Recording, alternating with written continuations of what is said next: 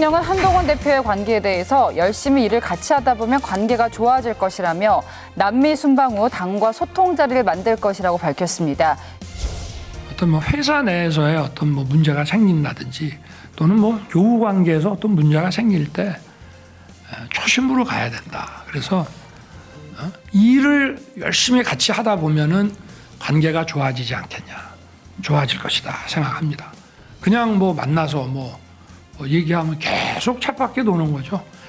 저도 그래서 순방 다녀오고 이러면은 이 자리를 또 쭉 이어가서 좀 더 빠른 속도로 해가지고 당과의 이런 또 좀 편한 소통 자리도 좀 많이 만들려고 하고 있습니다.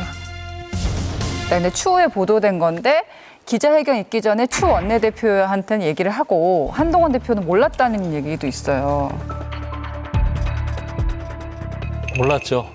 몰랐고요.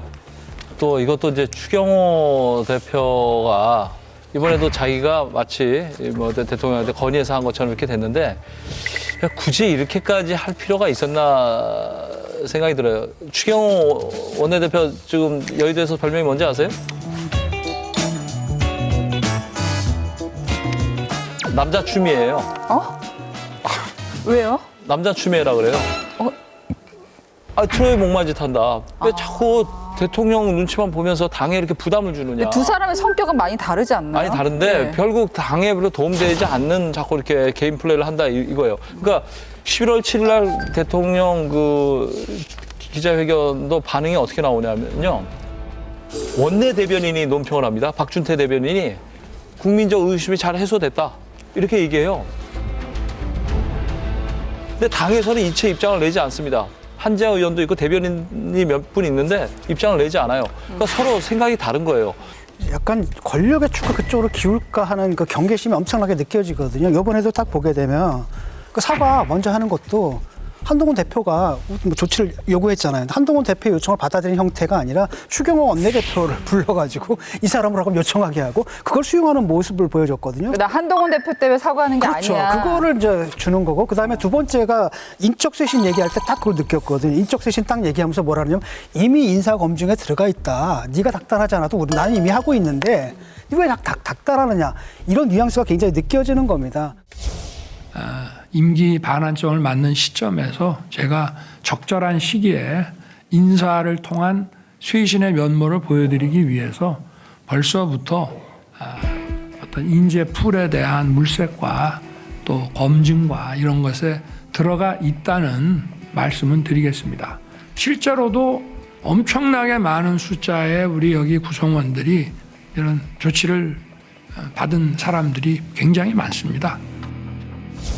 계속 경계를 하는 겁니다. 이게 넘어가면 안 될까? 거기에 대한 약간 트라우마라든지 걱정 같은 게 있는 것 같아요. 권력의 추가 벌써 넘어가면 안 된다.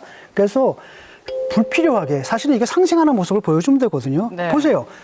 한동훈 대표가 딱 제안했습니다. 그래 받겠다라고 하면 국민들이 좋아할 겁니다. 오히려 대통령이 통이 더 커 그렇죠. 보일 통이 더 수도 커 있을 것 보이고 같은데. 그 지지율이 확 올라갈 이왕 할 겁니다. 거면, 그렇죠. 네. 근데 이 가운데서도 받아들이면서도 왜 지지율이 그냥 10%대로 떨어지니까 어쩔 수 없이 받아들이는데도 너 때문에 받아들인 건 아니야. 내가 원래 하려고 했던 거야. 그다음에 거기다 뭐라고 얘기냐면은 그 대통령실 관계자가 그렇게 얘기했다는 거 아닙니까? 당의 중심은 추경호 원내대표다라고 얘기했거든요. 당 대표가 아니에요. 쉽게 말하면 대통령한테 당이라는 것은 원내대표 중심의 그분들이다라는 겁니다. 그다음에 왕따를 시키는 거 이런 것들을 너무나 노골적으로 보여주고 있는 거예요. 대통령 정치행위에 대해서 당대표가 당에서 뒷받침도 해주고 이러면 좋은 일인데 문제는 제가 보기에 그동안에 좀 신뢰가 많이 깨진 것 아닌가 두 분 사이에 그런 생각이 들 정도로 신뢰가 바닥난 상태에서 대통령을 위해서 이런 건의를 하는 것이 아니고 대통령에게 그 공격적인 언사다라고 느끼는 것 아닌가 주위 사람들이.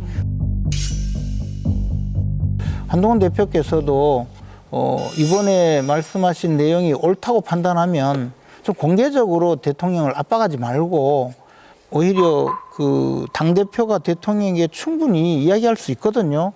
그런 방식으로 좀 했으면 반응이 하는 바람이 없다. 반응이 없었으니까 그런 거지 않습니까? 그거를 그렇게 이야기하면 전혀 안 되고요. 왜냐하면 그것을 공개적으로 언론에 대고 이야기할 게 아니고 최고위에서 이야기할 게 아니고 예를 들어 대통령 비서실장에게 요구를 하든가 또는 대통령에게 얼마든지 그동안 요청을 했지 않습니까? 그런 방식으로 하고 좀 지켜본다든지 했으면 좀 그러니까 이번에도 4일간 침묵했잖아요. 4일간 침묵했는데 제안을 하고 4일 동안 일부러 가만히 있었거든요. 아무 반응 없는 겁니다. 그러니까 4일 지난 다음에 다시 얘기를 했거든요.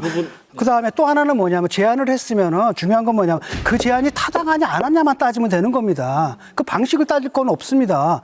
그 기분이 나쁘냐 안 나쁘냐 홍어가 애기입니까 유아입니까? 쾌불쾌의 감정에 따라서 판단합니까? 그건 아니잖아요. 그게 국민들이 요구냐 아니냐만 따지면 되는 거거든요. 여러분, 여기를 눌러서 구독을 해주시면 강적들 컨텐츠를 빠르게 만나보실 수가 있습니다. 알람 설정도 잊지 말아주세요.